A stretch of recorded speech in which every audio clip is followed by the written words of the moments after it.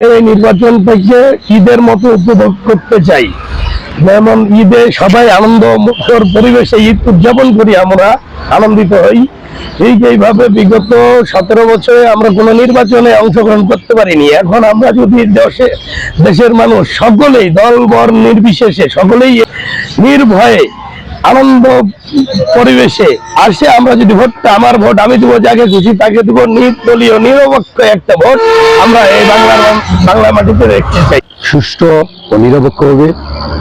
আমি বলতে চাই এই নির্বাচনে সবাই অংশগ্রহণ করবেন।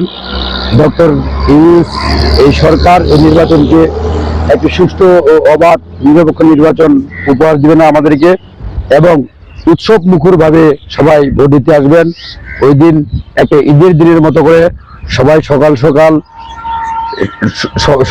সকাল সাজেগুজে কেন্দ্রে অবশ্যই আসবেন এবং নির্দ্বিধায় ভোট দিবেন।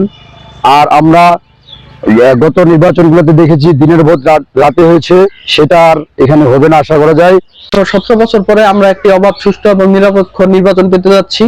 এখন পর্যন্ত আমরা দেখতে পাচ্ছি, এখন পর্যন্ত দুই দলেরই মোটামুটি লেভেল প্লেইং ফিল্ড চলতেছে, এখানে কোনো ধরনের সমস্যা নাই। আমরা আশা করব 12 তারিখ সকালবেলা মানুষ আসবে সুষ্ঠুভাবে, নির্ভয়ে পছন্দের প্রার্থীকে তারা ভোট দেবে।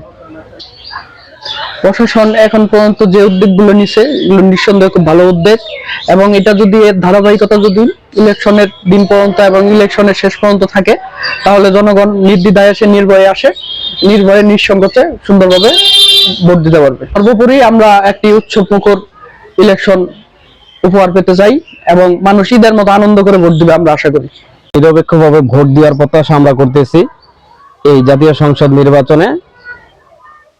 তো আমরা ভোট কেন্দ্রে যাব, উৎসব মুখর পরিবেশে ভোট দিব, এবং ইতিপূর্বে আমরা দেখেছি যে মানুষ ভোট বিমুখ ছিল, অনেকেই ভোট দিতে পারেনি কিংবা সেই পরিস্থিতি থেকে ভোট দিতে যায়নি।